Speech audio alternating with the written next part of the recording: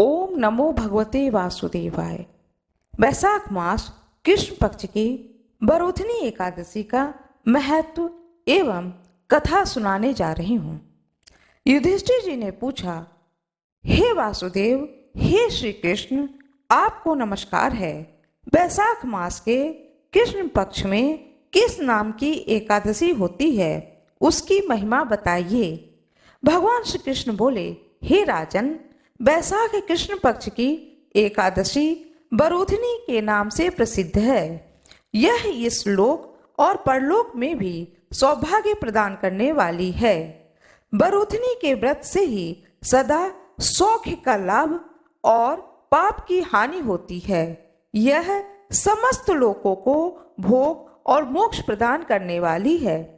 बरोधनी के ही व्रत से मानधाता तथा धुंधुमार आदि अनेक अन्य राजा स्वर्ग लोक को प्राप्त हुए।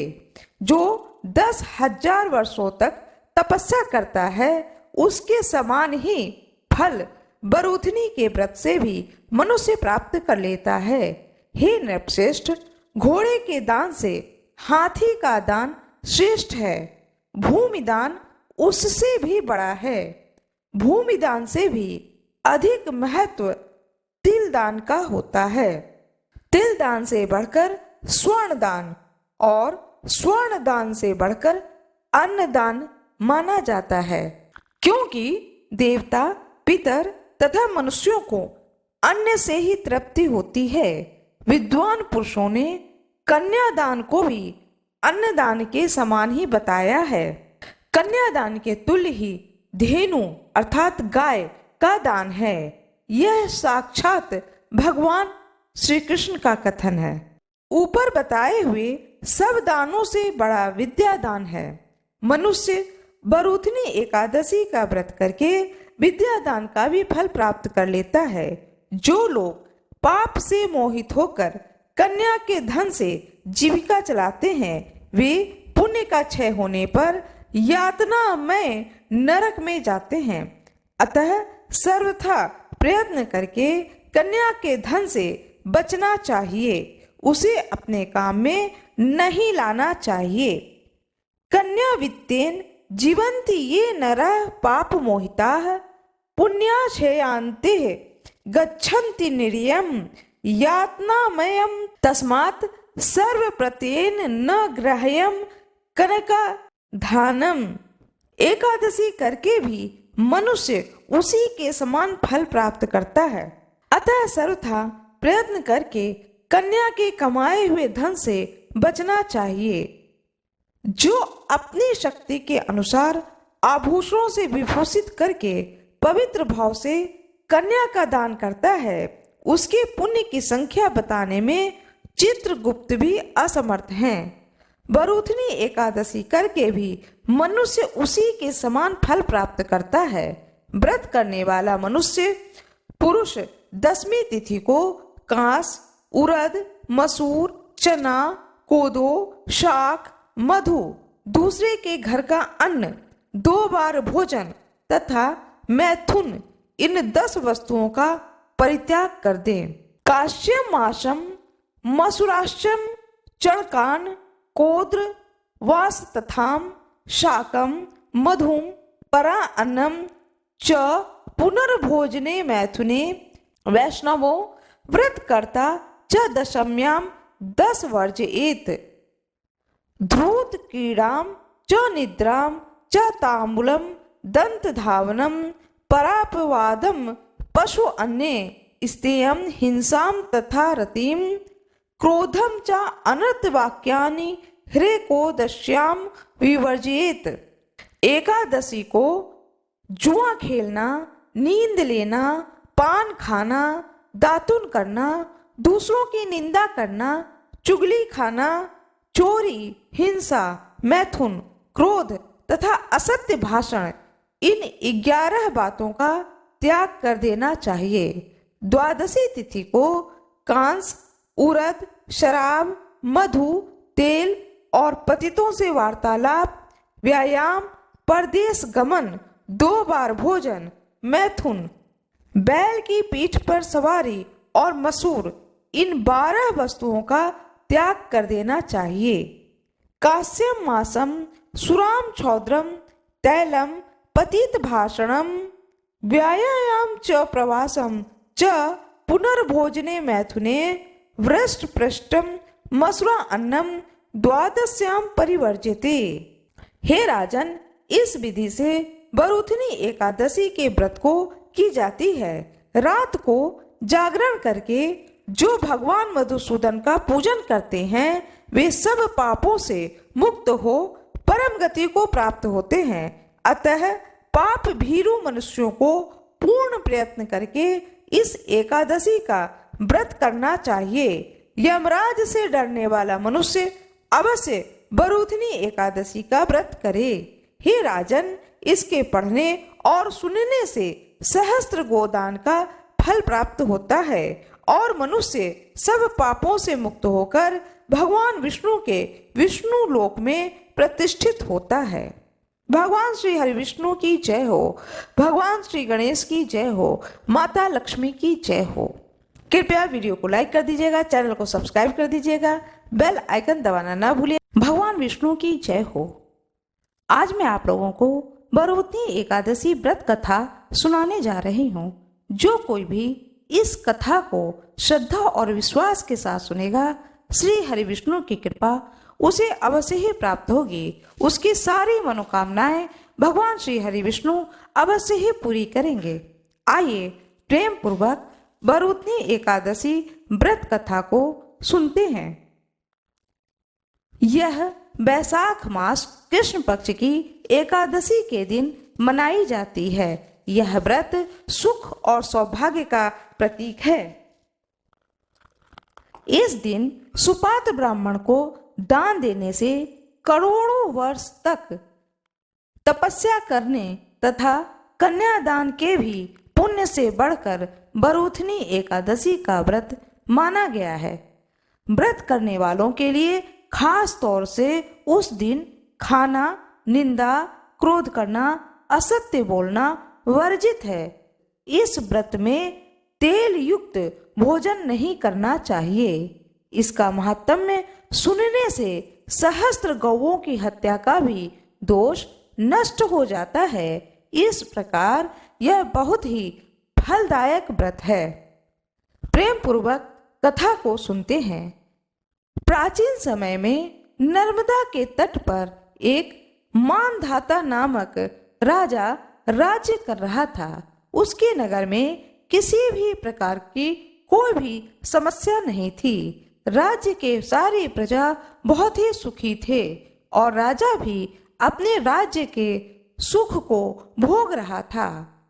राजकाज करते हुए वह अत्यंत ही एक सुशील राजा था। साथ में एक तपस्वी राजा भी था। एक दिन की बात है, वह राजा तपस्या कर रहा था। उसी समय एक जंगली भालू ने आकर के राजा के पैर चबाने लगा। अहिंसा और सत्य के पथ पर चलने वाला वह राजा भालू को मारा नहीं, बल्कि भगवान श्री हरि विष्णु से प्रार्थना करने लगा कि हे प्रभु, मेरी रक्षा करो। तब घबरा करके अपने धर्म के अनुकूल हिंसा, क्रोध न करके भगवान विष्णु से जब प्रार्थना की, आर्त पुकार किया, तो भगवान विष्णु स्वयं साक्षात वहां पर प्रकट हो गए और अपने चक्र से उस भालू को मारकर मानधाता राजा की रक्षा की। लेकिन तब तक वह भालू राजा के पैर को चबा चुका था। राजा मानधाता को दुखी देख करके भगवान श्री हरि विष्णु ने आशीर्वाद दिया कि हे राजा, तुम मथुरा को जाओ और वहां पर मेरे वराह रूप की पूजा अर्चना करो। तुम मेरी वराह अवतार मूर्ति की पूजा बरूथनी एकादशी का व्रत रहकर करो। इसके प्रभाव से तुम पुनः स्वस्थ अंगों वाले हो जाओगे। भालू ने जो तुम्हें काटा है, यह तुम्हारा पूर्व जन्म का अपराध था।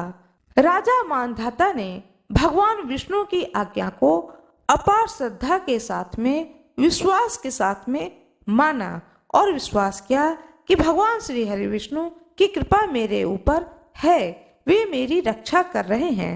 उनकी आज्ञा से राजा मानधाता मथुरा में गया।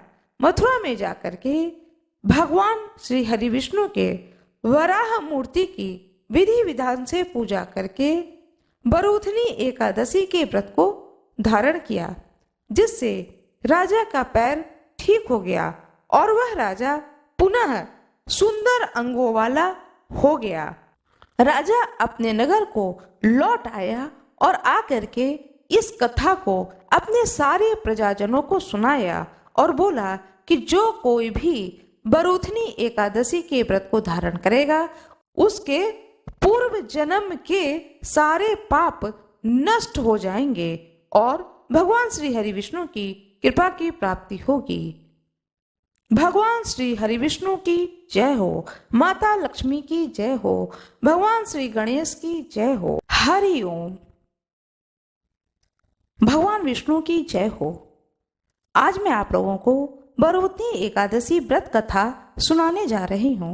जो कोई भी इस कथा को श्रद्धा और विश्वास के साथ सुनेगा, श्री हरि विष्णु की कृपा उसे अवश्य ही प्राप्त होगी। उसकी सारी मनोकामनाएं भगवान श्री हरि विष्णु अवश्य ही पूरी करेंगे।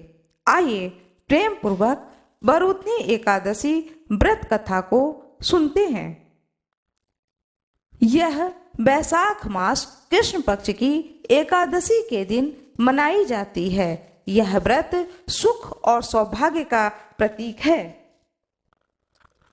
इस दिन सुपात्र ब्राह्मण को दान देने से करोड़ों वर्ष तक तपस्या करने तथा कन्यादान के भी पुण्य से बढ़कर बरूथनी एकादशी का व्रत माना गया है। व्रत करने वालों के लिए खास तौर से उस दिन खाना, निंदा, क्रोध करना, असत्य बोलना वर्जित है। इस व्रत में तेल युक्त भोजन नहीं करना चाहिए। इसका महात्म्य सुनने से सहस्त्र गौओं की हत्या का भी दोष नष्ट हो जाता है। इस प्रकार यह बहुत ही फलदायक व्रत है। प्रेम पूर्वक कथा को सुनते हैं। प्राचीन समय में नर्मदा के तट पर एक मानधाता नामक राजा राज्य कर रहा था। उसके नगर में किसी भी प्रकार की कोई भी समस्या नहीं थी। राज्य के सारी प्रजा बहुत ही सुखी थे और राजा भी अपने राज्य के सुख को भोग रहा था। राजकाज करते हुए वह अत्यंत ही एक सुशील राजा था, साथ में एक तपस्वी राजा भी था। एक दिन की बात है, वह राजा तपस्या कर रहा था। उसी समय एक जंगली भालू ने आकर के राजा के पैर चबाने लगा। अहिंसा और सत्य के पथ पर चलने वाला वह राजा भालू को मारा नहीं, बल्कि भगवान श्री हरि विष्णु से प्रार्थना करने लगा कि हे प्रभु, मेरी रक्षा करो। तब घबरा करके अपने धर्म के अनुकूल हिंसा, क्रोध न करके भगवान विष्णु से जब प्रार्थना की, आर्त पुकार किया, तो भगवान विष्णु स्वयं साक्षात वहां पर प्रकट हो गए और अपने चक्र से उस भालू को मारकर मानधाता राजा की रक्षा की। लेकिन तब तक वह भालू राजा के पैर को चबा चुका था। राजा मानधाता को दुखी देख करके भगवान श्री हरि विष्णु ने आशीर्वाद दिया कि हे राजा, तुम मथुरा को जाओ और वहां पर मेरे वराह रूप की पूजा अर्चना करो। तुम मेरी वराह अवतार मूर्ति की पूजा बरूथनी एकादशी का व्रत रहकर करो। इसके प्रभाव से तुम पुनः स्वस्थ अंगों वाले हो जाओगे। भालू ने जो तुम्हें काटा है, यह तुम्हारा पूर्व जन्म का अपराध था। राजा मानधाता ने भगवान विष्णु की आज्ञा को अपार श्रद्धा के साथ में, विश्वास के साथ में माना और विश्वास किया कि भगवान श्री हरि विष्णु की कृपा मेरे ऊपर है, वे मेरी रक्षा कर रहे हैं। उनकी आज्ञा से राजा मानधाता मथुरा में गया। मथुरा में जाकर के भगवान श्री हरि विष्णु के वराह मूर्ति की विधि विधान से पूजा करके बरूथनी एकादशी के व्रत को धारण किया, जिससे राजा का पैर ठीक हो गया और वह राजा पुनः सुंदर अंगों वाला हो गया। राजा अपने नगर को लौट आया और आकर के इस कथा को अपने सारे प्रजाजनों को सुनाया और बोला कि जो कोई भी बरूथनी एकादशी के व्रत को धारण करेगा उसके पूर्व जन्म के सारे पाप नष्ट हो जाएंगे और भगवान श्री हरि विष्णु की कृपा की प्राप्ति होगी।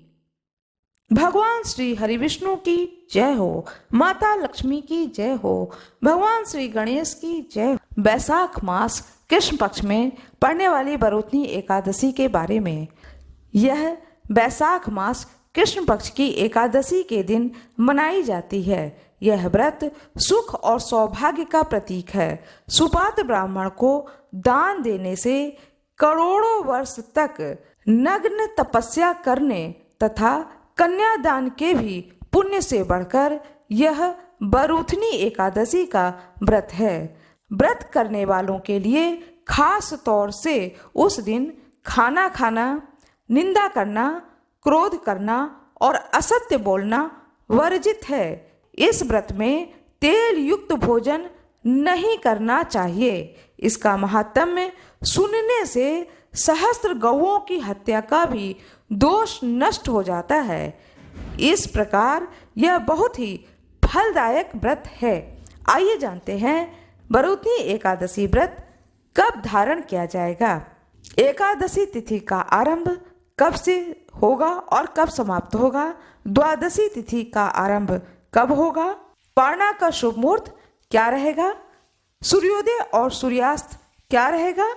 राहु काल का क्या समय है। एकादशी तिथि का आरंभ हो जाएगा 3 मई 2024 दिन शुक्रवार को रात्रि 11:26 पर और समापन होगा 4 मई 2024 दिन शनिवार रात्रि 8:41 पर। अर्थात एकादशी व्रत किया जाएगा 4 मई 2024 दिन शनिवार को। तिथि के अनुसार रहेगा बैसाख मास कृष्ण पक्ष एकादशी तिथि। एकादशी तिथि का नियम यह है कि 10वीं से लेकर के द्वादशी तिथि तक एकादशी के नियमों का पालन करना चाहिए, क्योंकि एकादशी का जो व्रत होता है वह व्रतों का राजा कहलाता है। जो कोई भी एकादशी के व्रत को करता है भगवान श्री हरि विष्णु की कृपा प्राप्त होती है, माता लक्ष्मी की कृपा प्राप्त होती है। दशमी के दिन शुद्ध सात्विक भोजन करना चाहिए। उड़द की दाल, लहसुन, प्याज, मांस, मदिरा आदि का सेवन नहीं करना चाहिए। दशमी तिथि पर ही तुलसी की पत्ती को तोड़ लेना चाहिए।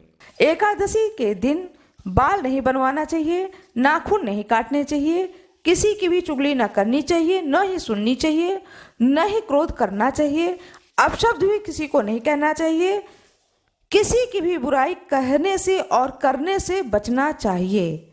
एकादशी के दिन 4 मई 2024 को सूर्योदय होगा 5:33 प्रातः। सूर्यास्त होगा 6:35 सायं। राहु काल का समय रहेगा दोपहर 12 बजे से 2 बजे तक। योग बहुत ही सुंदर लग रहा है।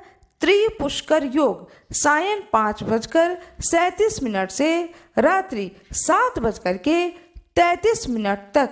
जो कोई भी इस शुभ मुहूर्त में, जो कि 2 घंटे का शुभ मुहूर्त है, इस शुभ मुहूर्त में किसी भी मंत्र का जाप करेगा तो भगवान श्री हरि विष्णु उसकी पुकार को अवश्य ही सुनेंगे।